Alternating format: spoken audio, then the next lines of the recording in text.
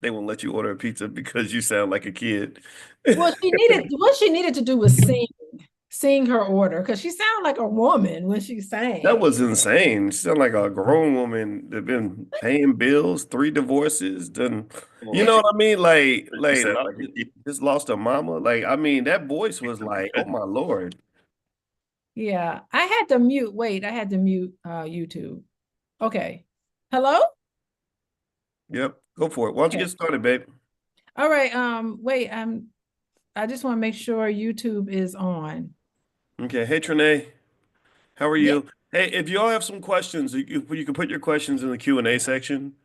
And I'm not gonna stay for too long. I'll stay for a little bit, and I'll talk to my wife and answer some questions, and then we can bounce out. Also, coachingwithdralicia.com. That's Dr. Alicia's website, if in case you're curious. Let's see, Wanda Johnson, Willie Hill, Victor Vital. Makes me think about Dick Vital. PTP baby. Trinae. Hey Trinae. I see a Trinae, Trinaee, and a Trenee. So it looks like we I have two Trinae. know. Tanya Colbert, Tanika, Tina, Terrell, Tamara, Steven, Sean. Good to see you. Okay, what's on the menu, babe? We're talking, boys, we've been talking about fears in relationships. And we had a good session last week about how to welcome closeness and how to welcome being alone. You need to have both to have a healthy relationship. And so people have been who've been following along with the book, they know what situations and what scenarios make them uncomfortable with too much closeness and what scenarios make them feel uncomfortable when their partner is away. So that feeling of abandonment and so forth. And it's all rooted in insecurities, boys, fears of rejection. You know how it is fascinating because you get into a relationship, and of course, somebody wants to interact with you, and sometimes it can be overwhelming to interact with one person over and over again. And so it's it brings up fears of being smothered. Interesting. It's Okay. versus fears of being abandoned. So you have And the smother. So you got the smother, either smotherment or abandonment. Either I'm feeling smothered, or I feel like you're leaving me, like my mother did. yeah, absolutely. And so it's recognizing it, what to do with it.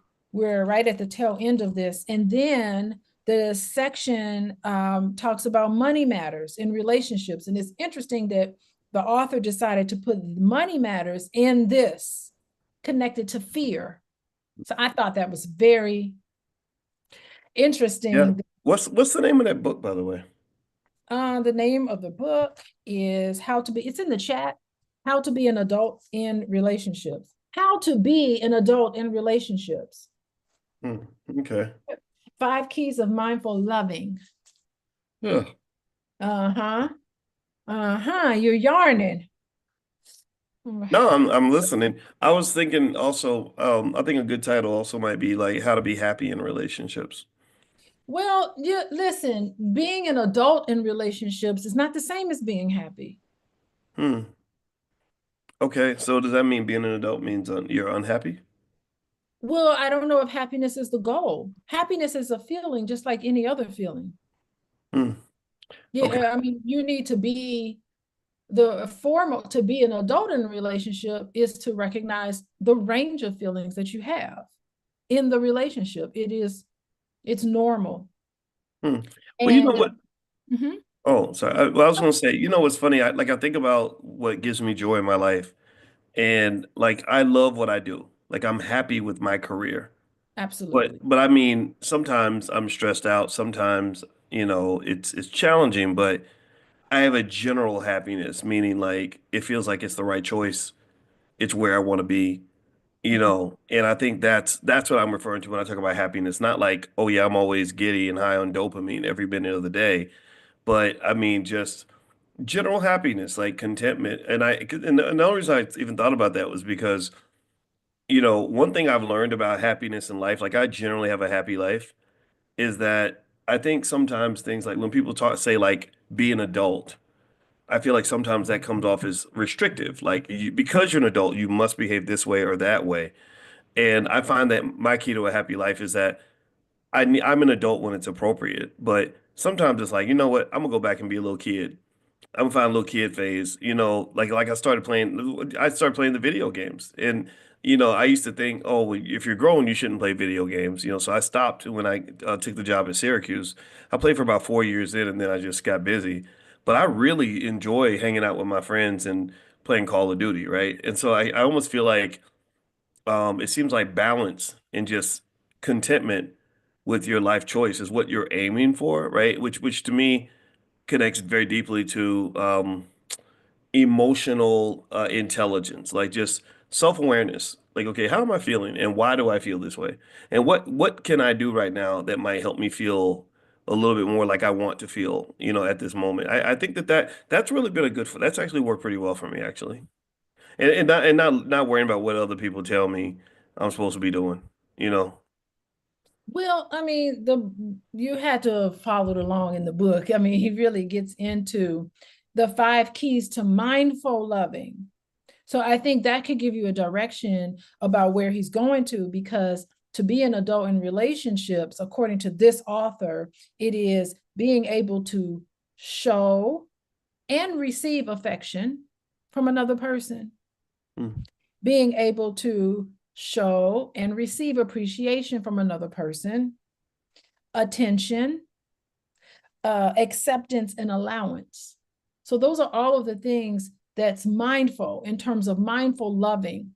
So that gives you a clue about being an adult is not necessarily about not playing, because you're thinking playing and in your mind you have a template of video games is ascribed to a certain thing.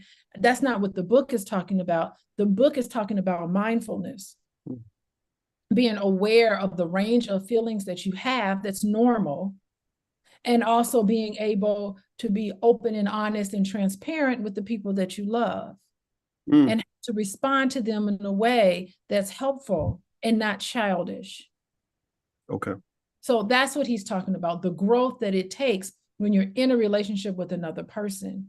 And, I mean, feeling stressed out, that's a very important, it's interesting to use those words, because stress is really a situation where all of us tend to feel a certain level of stress, but connected to everything that stresses you out, there's a past painful memory that hasn't been resolved.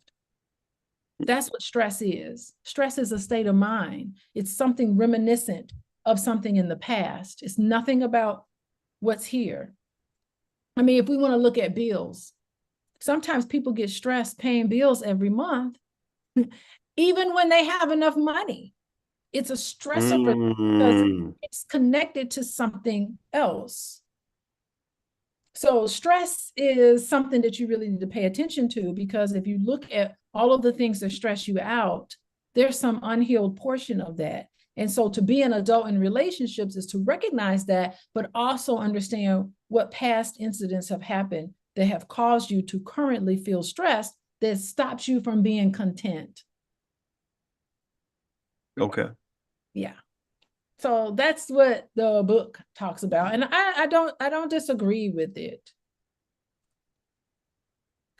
Okay. So anyway, I'm ramping you up because I don't expect you to sit and listen to the book club. And although I love and respect everything that you do, I just don't have it in me. I don't have it Well, in me well, to well, listen I know you to mentioned it. that you had some conversations on love and money you were going to cover tonight. So, did you Yeah. have it? Is there anything there about that? Yeah, so I'm going to read. It's interesting because I did read a lot of this beforehand. And so they're talking about money matters in relationships. So I'll read the first part of it. Okay. So this is on page 190 for people who are reading along.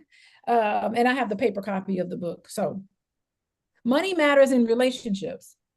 After repeated abandonment experiences, a child learns to give up on emotional goods and replace them with attachment to material things. After all, Toys do not let us down. We are still doing this. Are we still doing this as adults? Do we use things to distract and console ourselves when we have despaired of human nurturance? So, what he's saying is that you get disappointed in people. People disappoint you and they let you down. But sometimes we get attached to material things because maybe that's more reliable. That's interesting. Mm-hmm. So material things. So it's not so much just like a money thing. It's like a just Well, yeah. physical material things, maybe some of which can be bought, some of which can't be bought. Like, you know what I was thinking about was I heard Gary V say that in 20 or 30 years he believes that that a large percentage of young people will be in a relationship with an AI. The AI, yes. Yeah. Where's And the growth in that? okay. Where's the growth? Okay. Well, you know, I think it's interesting because I wonder if it's like we have the assumption that certain things are supposed to be done with another human. And if they're not being done, you know, with a human, or if you're not forming the relationship with a human, that something is deficient. It almost seems like though it's almost becomes like a preference in the sense of like, okay, I know that, you know, a person might let me down, but maybe my alcohol won't let me down, or going to the gym won't let me down, or my work won't let me down, or AI won't let me down, or you know, and in fact, I don't know if you saw this, but they said that the AI, when they tested it, they said AI is better at empathy than human beings are. So you have a hard day, you talk to the AI is like, "Oh, I'm sorry that happened to you." I like they know all the tools. And in fact, actually, I looked up some statistics, and they said 1 in 4 people say they could imagine falling in love with the AI in 2023. Over 60% of AI chatbot users on platforms like Replica say they develop romantic or sexual feelings for their digital partner. This isn't the future, this is now. In Japan, more than 4,000 people have already agreed to legally marry fictional AI characters or holograms. I saw a guy that was about to marry this anime doll. And nearly 50% of Gen Z say they'd consider dating an AI if it met their emotional and intellectual needs. And men are twice as likely as women to form romantic bonds with AI, especially those designed to flatter, affirm, or sexually engage them. Interesting, right? Mhm. So, where's the growth? You can create something that's for yourself and you don't go through the necessary steps to understand and to develop in a way of where you can respond mindfully to somebody and have somebody respond mindfully to you. Interesting. Yeah. Yeah, How are yeah, you it's a supposed to grow? You're supposed to experience pain in your life hmm, because without pain, there's no growth. hmm. Pain is necessary. Okay, so growth cannot occur without any pain at all. Yes, absolutely. I'm 100% affirmed on that. You have to experience pain in your life, some sort of discomfort, something in order for you to grow. Now, you don't need to suffer from that. Suffering is when you're not processing the pain. So you continue to suffer. Hmm. You're controlled by those hurts. That's It's how so you make interesting. meaning of things. Yeah, I'm really processing that because I'm wondering if you can grow without pain. Just, and No. I only think about that. I think about that only because, first off, like, you know, I can think about times where I grew and learned things, not by my own mistakes, but I learned from watching other people's mistakes. And I'd be like, ooh, look at what happened to him. I'm not gonna do that. I would consider that to be growth. I learned, you know, I learned a lot from people saying, don't do what I did, right? And there was no pain in that. It was just like, damn, wow, that's a lot of years in prison. You know, or woo, buddy, that alcohol did a number on you, didn't it? I don't want that. You know, so I almost wonder. I really want. I do think that pain is. It's. I look at it like paying tuition, right, to go to school.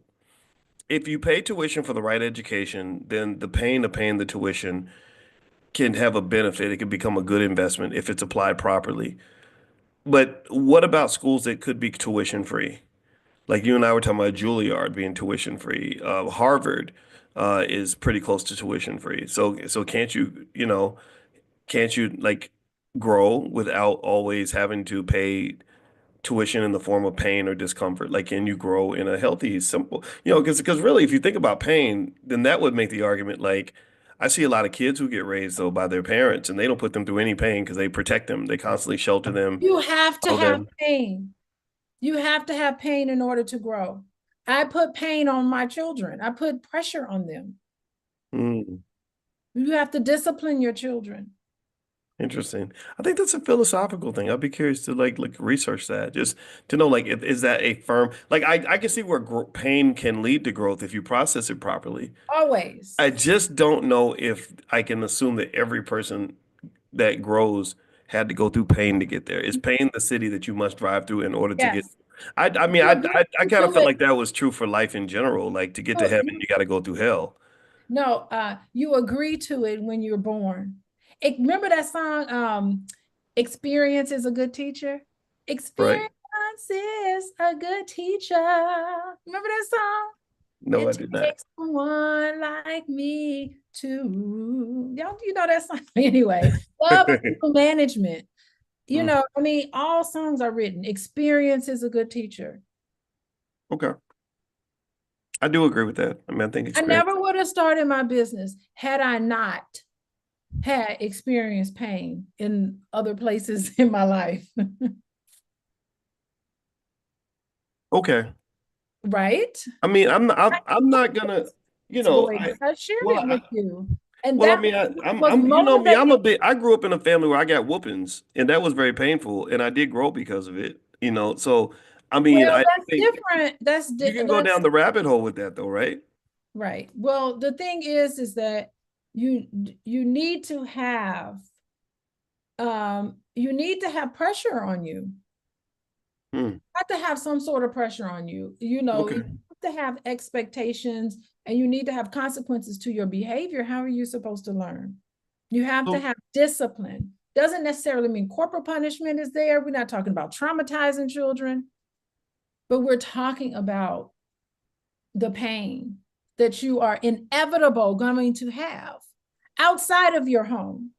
So I know when my children leave my house, there's no guarantee that things are going to go their way.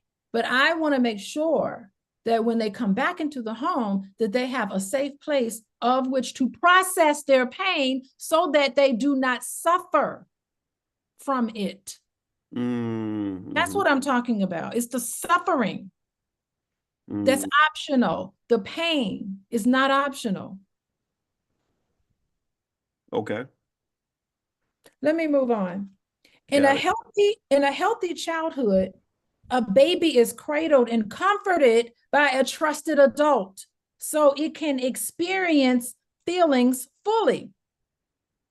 Later, this child will not seek distractions and consolations in material things or in addictions. Remember, addictions is a separation from you and your ability to process how you feel. It's a disconnect. That's what addiction is. So the cure to addiction is connection. But Interesting. in the attention and comfort that come from the 5 A's, affection, appreciation, attention, allowance, and acceptance, we never lose the desire or the need to be held when we cry. We never outgrow our need for human touch. Human touch, not an AI. We only learn to hide the needs we have despaired of fulfilling. Imagine what desperate and futile anguish lies buried in their hidden place. That's the pain. It's buried. You bury your pain. That's how you continue to suffer from things that have happened to you because you haven't processed it fully. Now, AI should eliminate some of the things that we don't need to do so that we can have deep, meaningful interactions with people. That's what AI should do. AI should clear up our schedule so that we can prioritize human touch. Thank you, Chris. A parent may have tried to show us love by giving us things or doing things instead of comforting or cradling us. We have an entire economy built on the fact that we didn't get enough attention from our parents and our surroundings. An entire economy is built on external material gratification. Later in an adult relationship, we may think that that is all love is, and may manipulate people to giving things to us and doing things for us to prove their love. It's interesting because I saw this video. Oh, I should have saved it or sent it to you. There's these women, African American women, and they're sitting around. I think they're doing a podcast because they're really beautiful externally, and they speak well, and they're talking about different things. And they were going around speaking about how a man gave them $30 for lunch, and how that wasn't enough for lunch. Yeah, some man, it's all how much he can cash app you for lunch. They were talking about not connecting with a man, not what his personality, not anything. They were connecting how he feels about you as whether how much money he cash apped you for lunch. These are women that weren't in a relationship with anybody. All I'm thinking about is what messages did they get when they were younger? Did they get the love that they need? Did they get mindful loving? Or were they just given material things to replace what's empty inside? All those women were just absolutely externally beautiful, but they were empty and unfulfilled. There's not enough money in your checking account, boys, that's going to satisfy me and what I need from you, because there is no money attached to it. You know this. Hmm. Yeah, I see that as also, I wonder if when you mention, did they receive lots of this I physical? guarantee you they didn't. Right. Well, right. So you're saying that they didn't receive any of No, the material things? Or are you talking about the act, the it, affection and the love? they did not receive mindful loving. Okay. And So it yeah, so shows. that's my thought on that, right? Like I'm assuming mindful loving, perhaps, yeah. I don't know about that part. You're qualified in that. I was thinking more so about their interest in, in a man's financial capability and how that might be It's important for them. lunch. Sorry? It's lunch. Yeah. It's not Yeah. how much money he's invested in the stock market. It's not the fact that he bought you shares of stock. It's stupid lunch. Okay. Mean So absolutely so nothing. lunch. All Doing right. So all so of their okay. So value. hold The on. value So of a man was connected to how much he's going to give you right. for lunch. It don't take $30 to eat lunch. Well, I mean, I think that there's like pros and cons to every strategy in that, like when I talk about investing, because I think of relationships from an investor standpoint, you're investing your body and your time and your emotion into a person. I don't really tell people what not to invest in. If you look on the stock market, there's thousands of stocks. All those stocks have thousands of investors. So there's no such thing as a bad stock, meaning a stock that you shouldn't invest in, because somebody invested in that stock. Um, it's really not so much a matter of telling you what you should want. It's a matter of saying, as long as you know what the trade-off is, as long as you know the pros and cons of your strategy, right? So if I'm evaluating a person based on whether or not that person can buy me lunch, I think a great question to ask somebody like that would be like, so what does that say to you? Like, okay, so you say, I want a man that will spend more than $30 for lunch. And then you say, why? You kind of do what my niece does, right? And then she says, well, because I want him to have some money. And then you say, why? Well, because I want to know that he can, that he can be financially secure because I don't want no broke man. Well, why? Right? And you just keep going till you get to the core.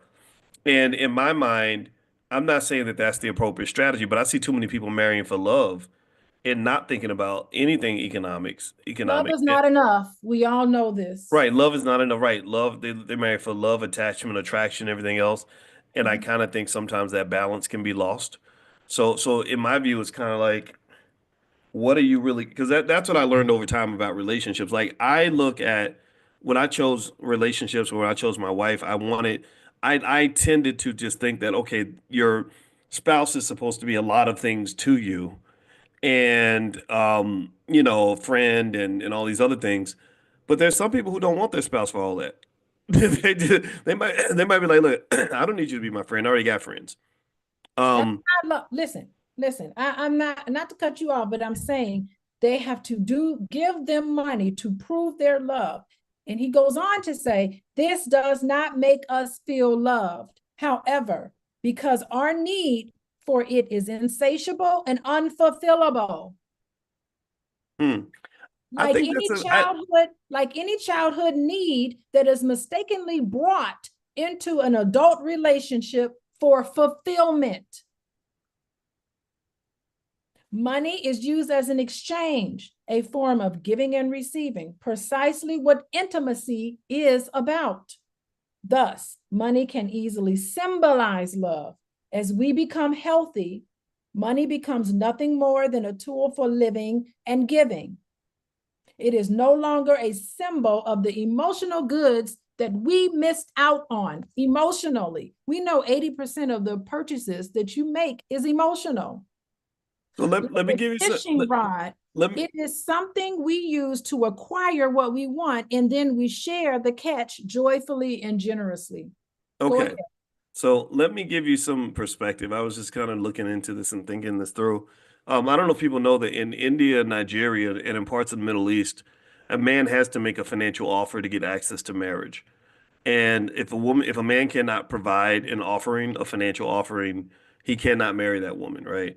Also, in East Asian cultures, uh, women in China and South Korea explicitly prefer men with money. So they even have dating apps where they'll filter men by their salary, their job, or how much property that they own. And also, if you go to Latin American cultures, Mexico, Colombia, Dominican Republic, men show masculinity by how much money they spend. So I'm not here to say that, and I think in America, and it's really interesting, as I'm looking this up, they said in America there's a unique tension between a unique, like not anywhere else in the world, tension between independent women and the expectations of chivalry, right? So ultimately, I just want to say it in the sense like I don't believe personally that what the Western world has figured out relationships, right? I'm not saying that the person who wrote the book is wrong. I'm saying that everything has to be subject to interpretation or potential questioning because relationships in America don't work. We're Do not you very good watch at that, 90 right? Day? Have you watched 90 Day Fiance? Yeah, You I should watch watched it some with episodes me. with you. Yeah. You should watch it with me because let me tell you, it ain't all that it's cracked up to be. Those relationships are very, very complicated. And it I- ain't the grass is not greener on the other side. And many times there's a lot of issues regarding money and relationships in general. So it's not always the best thing. But the thing is that it's not that it's bad that you have money. The issue is that when you put all of your worth on this material external thing, and not the interpersonal relationship that you have with somebody and how you respond to another person. There's never going to be enough. You're never going to be fulfilled. And this is a universal thing all over the world. hmm. Well, Now, that's a good where there point. might be, I'll say this. I'm not disagreeing, per se. I'm just sort of giving a perspective. And one of the things that I think about is why don't we just study the countries that have the lowest divorce rates I don't and look think at we should that? do that. Okay, I why think not? we should, because the thing is that the contentment, we need to study the countries that have the most contentment in their relationships. How do you measure contentment? I You see a can lot of measure miserable. anything. I see a lot of miserable. I really, again, I see a lot of miserable people in the U.S. who are single, right? And I was thinking about that. I was like, okay, But so what you should study is you, contentment because right, just because a but person, wait, hold on. Let me finish. Let me finish my point, though. I okay, kind of think it's like one of these things where sometimes you say, I'm not happy with this relationship, so I'm going to end it. But then you have a new relationship with STDs and poverty and all these other things that are going on out in these streets, right? So you're going to be in a relationship whether you like it or not. And I don't know if I'm really trying to understand why, why it's not a matter. I really think it's a matter of deciding, okay, this is the situation I chose. This is the path I chose. How do you optimize that path? Like if I choose to be an accountant, I can't quit becoming an accountant because I just say, gosh, I just really want to be a medical doctor this week. Right? It's hard to do. That's a big shift, a big transition. And then what happens is you become a doctor and you find out you're making twice as much money, but you have so much more stress and another 8 years of learning how to become a doctor or whatever. So I kind of think that it's think about your path carefully. When you pick the path, it's optimization once you're there. Like you decide, okay, you pick your partner. Um, I I can say I'm pretty content with my life, right? And here's the deal. I was content when I married you. I was content before I married you. And the reason I'm content is because back when I studied I took an economics class where they talked about like basically I'm going to use an analogy. What would happen to a person if they lose their job, right? Let's say their income is 80,000 a year and they lose their job. Well, somebody would say, well, their income would drop to zero. They would make no money. But we know that's not true. They're not going to make $0. They're going to probably make something between 0 and 80,000. They might make 60,000 or 50,000, but they're going to adjust. That's my point. They're going to see the new circumstance and they're not just going to sit there and say, I'm going to pretend like I have a job, even though I don't have one, and be broke. They would say, okay, well, let me go hustle and find a way to make some money so that I can make some kind of income, right? So my point is to say that if you choose option A or option B, person A or person B, I think there is an optimal path to pursue that situation, right? Like I think, and I've chosen my path to be one where I say, before I decide that the path I chose is just the wrong path and I get on another one, I'm going to look at this path, study it, and see how I can really optimize my life in this path, right? And that's actually worked quite well. So I don't even know how you measure content, to be honest with you. I just say, what's your goal? Is your goal to stay married? Because I'll tell you what, really good athletes, like if you look at really good sprinters or really good distance runners, they're in more pain, they're in more discomfort than mediocre distance runners. They go through a lot more suffering than mediocre. Why? Well, because they have a commitment to a standard of excellence. So if you look at India, where the divorce rate is 1%, yeah, they probably don't have as much contentment. They're probably not as happy. They probably don't have as much free sex and free love that we have in America, but they get across the finish line and maybe that's their measuring stick. Like, did you make it or did you not? If you didn't make it, I don't care how happy you are, you didn't accomplish the goal. But I don't know, but different countries have different standards. different I'm countries ranting. Go ahead. don't have different standards. Let me tell you, I have worked with couples from Mexico.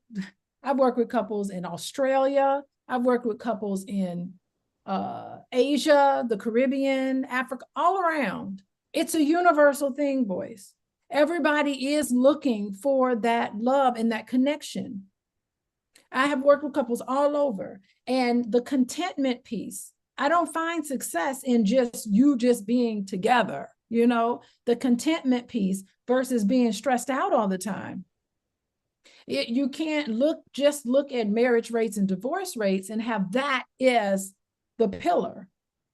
You have to look at everything. How content are you with how things are? Is there mutual respect and understanding and loyalty? So there's certain elements in a relationship that's universal. So that's what I'm talking about here. Okay. So I'm on page 191. We're almost done. So it tells everybody to reach out to their journal, pull your journals out, and respond. How about you respond, boys? Respond in your journal to the question of whether you have difficulty with buying or selling, donating or spending, borrowing or lending. I do not lend money to anybody. If somebody has some money and I can part with it, I just give it to them. I don't want any money back. Owing or being owed, earning or saving, paying or paying back, losing or wasting, hiring or renting, sharing or being shared with.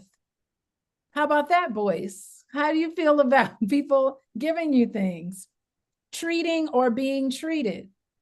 Do you expect a partner to do things for you or give you things as a sign of love? Do you operate from a belief of scarcity or abundance? Check in with your partner on all of this. Examining how you handle money can give you information on how you handle intimacy. Mm. How you handle money can give you insights into how you handle intimacy. For example, trying to get something for free may mean in a relationship that you are likely to expect a commitment from a partner without making one yourself.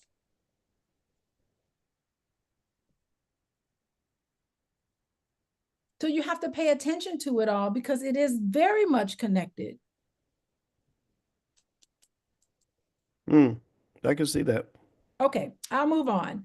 Narcissistic ego thrives on external status. You're not interested in what people close to you think about you. You're interested in what strangers, external, what status is, right? Thus, we may use possessions, what car you drive, what you ain't interested in whether your wife is happy. You just happy that you're married to a pretty person or something like that, right? So we may use possessions in a vain attempt to garner what we are supposed to get from parents, partners, and ourselves. The 5 A's. Cars are for transportation, but shiny models with fancy features promise that their owners will stand out as trendy and appealing. Clothing is for warmth and protection, but being scrupulously up to date on fashion draws attention and gives the impression of wealth and class. Mm. So it's what these things represent for you externally. Mm. Yeah, that's a terrible trap to fall into. Terrible trap to fall into. Yeah, You yeah, I know, think a you're lot. just interested in a trophy wife. You're just interested in I don't know, the kids were calling it a they were calling it something. It was like being is it a snub or something, subs, something. What word they were using, girlfriend or wife of an athlete, or something they were talking. I don't know what they were talking about. But I had to have a serious conversation with them about that. No, Mm. no, no. Well, it is interesting. If you look at millennials, about 40% of them, according to Credit Karma, spend money that they don't have to impress other people. 1 in 3 people have gone into debt trying to just maintain an appearance. That's according to bank rate. 60% of Gen Z say they feel pressure to look successful on social media. Those poor babies, they turn on social media, they see a 25-year-old millionaire who says you're a loser if you don't have a Lamborghini by 21 years old. It's crazy. And also, check this out, everybody. People with lower self-esteem spend more on visible luxury items. This is according to the Journal of Consumer Yes. Research. And I think that really speaks to that, a really big financial question of what's cheaper, right? For you to buy your self-esteem at the department store or for you to spend money, say, getting therapy or the help you need to boost your self-esteem. They even have classes on self-esteem. They have retreats that'll help your self-esteem. There are subconscious ways to build your self-esteem. One thing I was really intrigued with you, Alicia, was how you were so obsessed with the subconscious mind, and I had always been obsessed with the subconscious mind, but your obsession really doubled down on my obsession because it really made me think about the things I'd been doing since I was younger Yeah, that were designed to program my subconscious mind. Like one rule I still have this rule is I don't say anything negative about myself to myself. I don't repeat that. I never, I'm not like, oh, you're ugly, oh, you're fat, or oh, you're stupid, or you always mess. No, I don't. We ain't carrying that load around. No, hell no.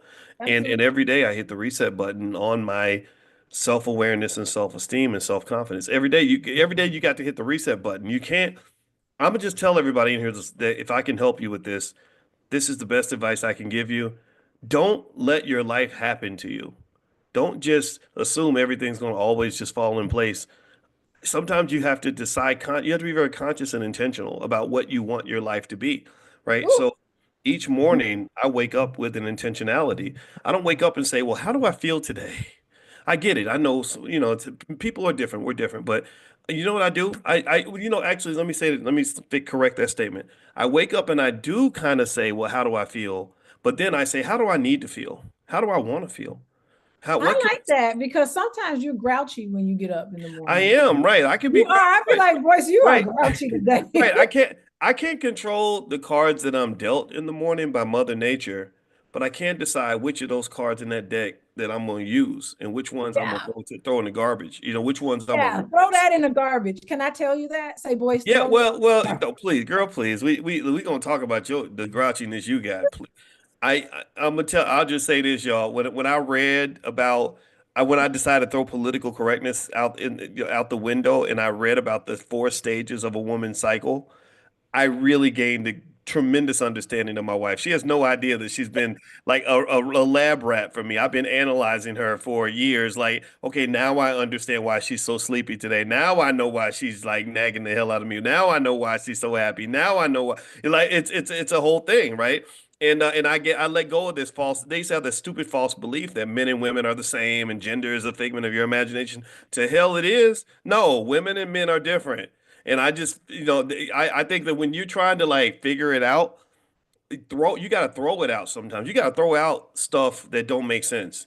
You got to make it make sense, right? So Sometimes I I got, feel like Boyce must be on his cycle because he is not in a good mood today. maybe that's the case. Who knows? I'm not going to pretend like men ain't crazy too. But here's the thing. But each day that's what I do. I literally, first I start off and I say, okay, how do I feel? And I pay attention to that.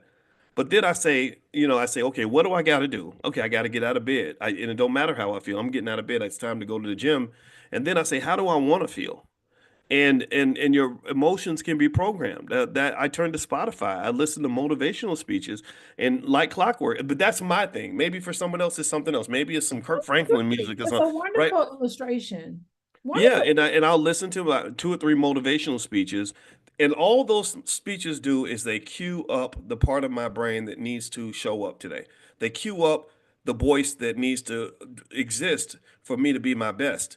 And it reminds me of who I am. It reminds me of who I want to be, who I'm supposed to be, right? And by the time I'm done, I'm ready. I'm ready. I'm on, and here's the thing. You see athletes do this a lot. When you see an athlete be ready before a game, they always do stuff to get ready. They have a ritual, a pregame ritual to get your head in the game, get ready. You see basketball players, go and listen to the national anthem, eyes closed, visualizing, rocking back and forth, listening to their favorite music, whatever it takes to get you where you need to be your best.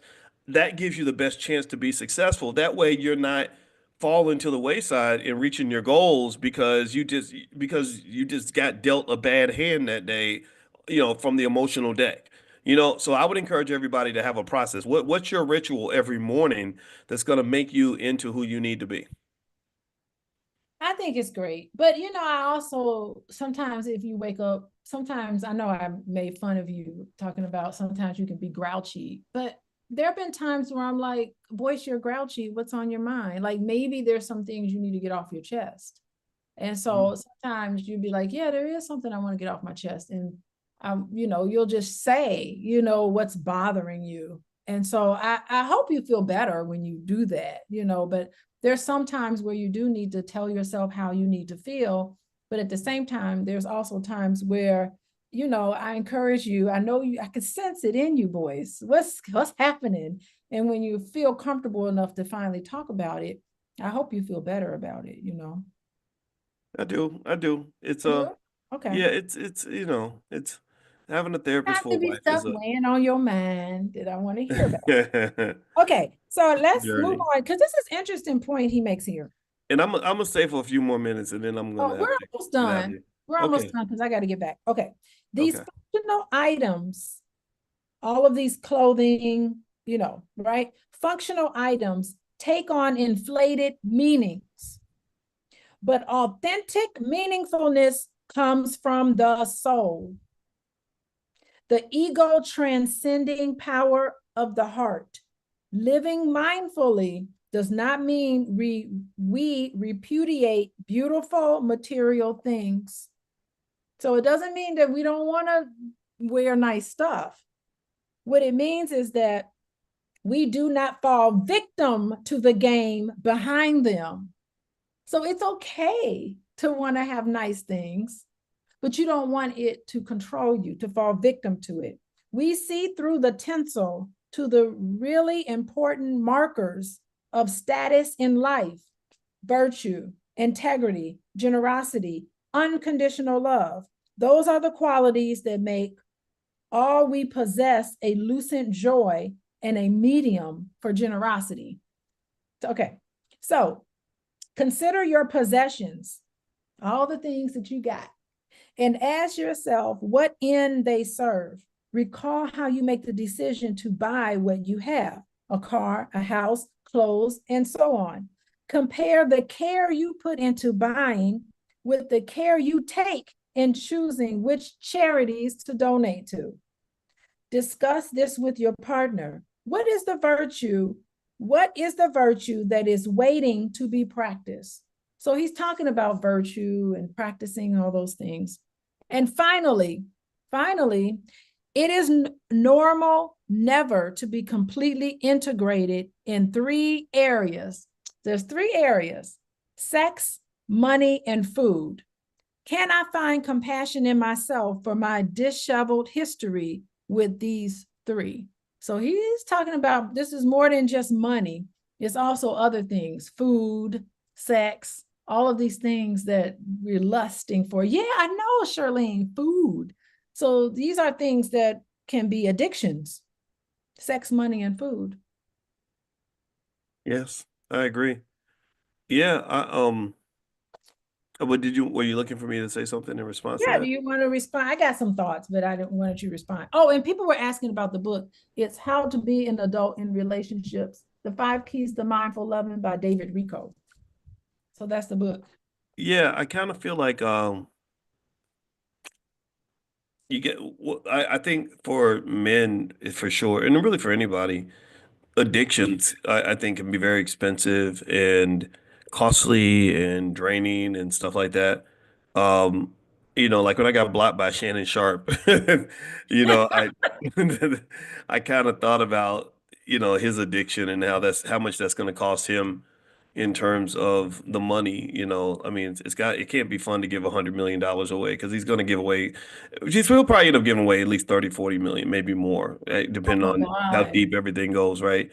And but I don't think it's a matter of judging or anything like that. But I think you got to kind of, really do an assessment of that in terms of sort of, are you showing up for yourself and being the person that you want to be so that you can then show up and be the person you want to be for others? Speaking of Shannon, what's interesting is because that was such an interesting relationship, him dating that little preschool kid, that little girl, Absolutely. Yeah. that little, gr- that little girl, she's in high school during the pandemic. I mean, that's how crazy that is, right?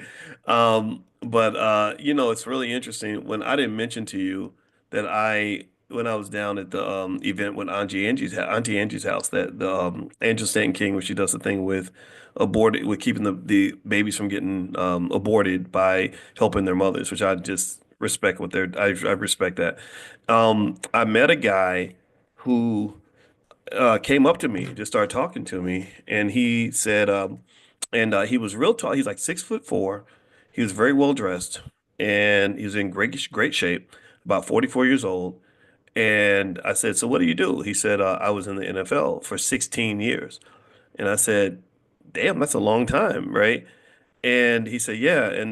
And anyway, he literally his first touchdown catch was thrown by Tom Brady. Like this guy, I don't have his name. I'm Who gonna, is it? Oh, okay. yeah, yeah, I don't have his name, but I was like, wow, that's really cool.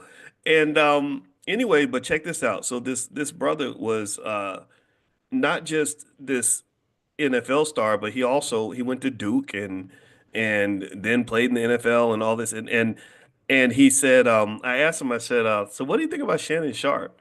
And he said, I know Shannon. And I said, really? He said, yeah. Like he said, I played the same position in the NFL. I played tight end, and I had number 84 because of Shannon. Like that's how much I admired him.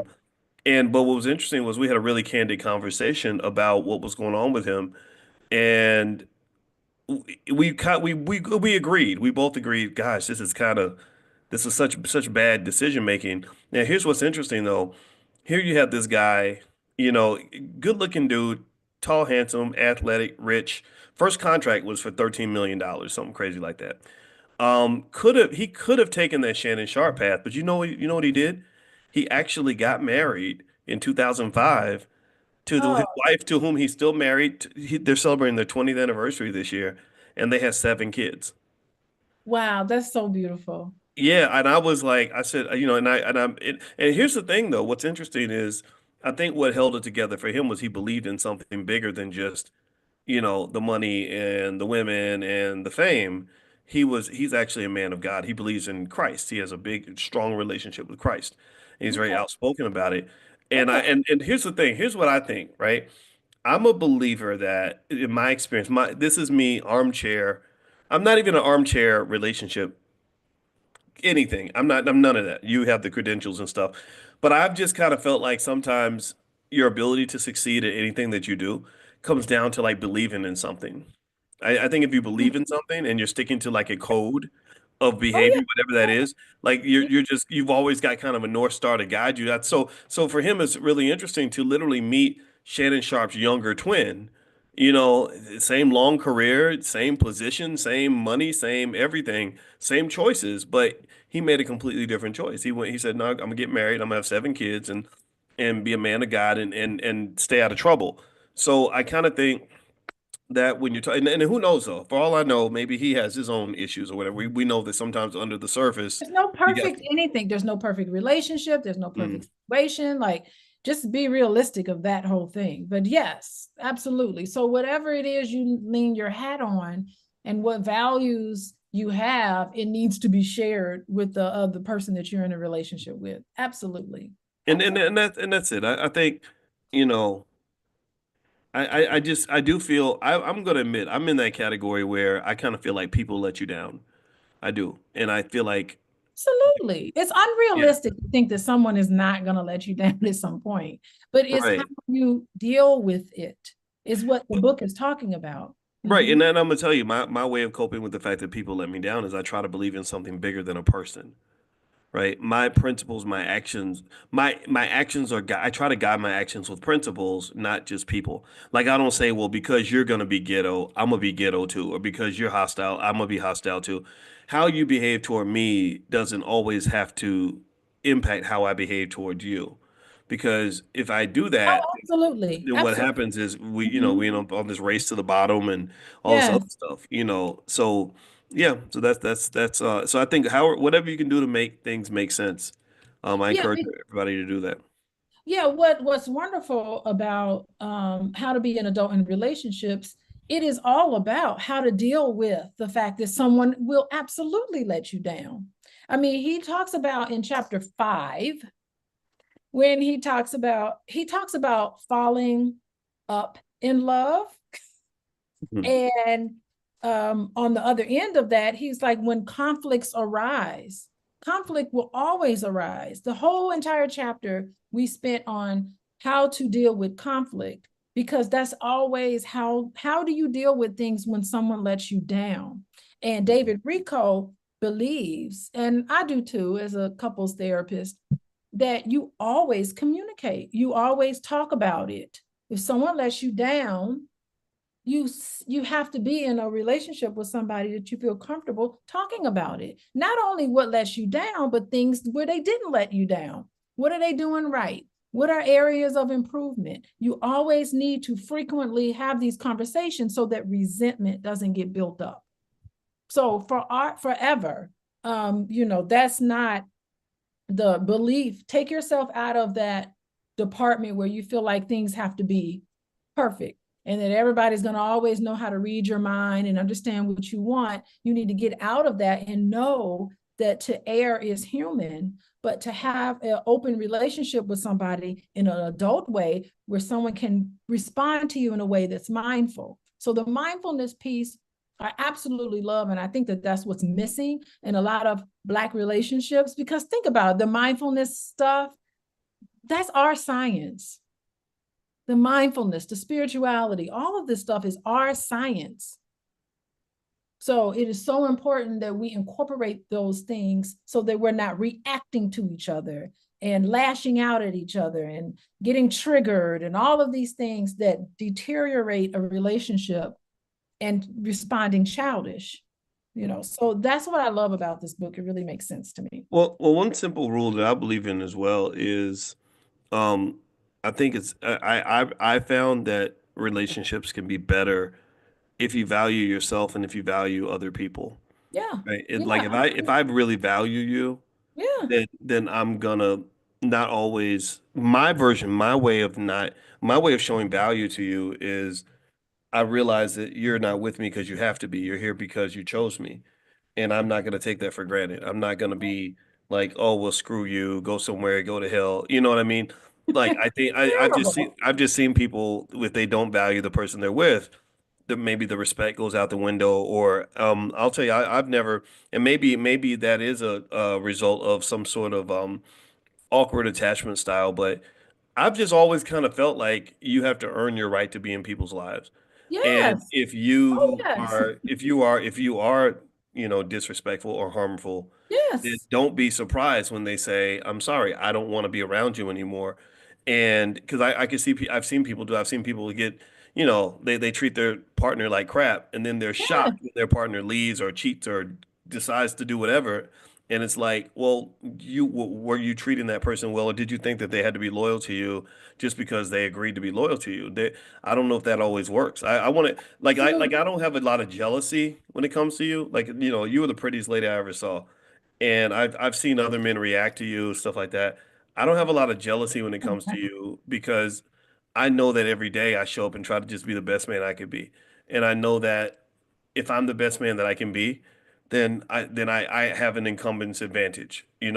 Doesn't mean there aren't other great men out here that I'm sure, would be interested or whatever.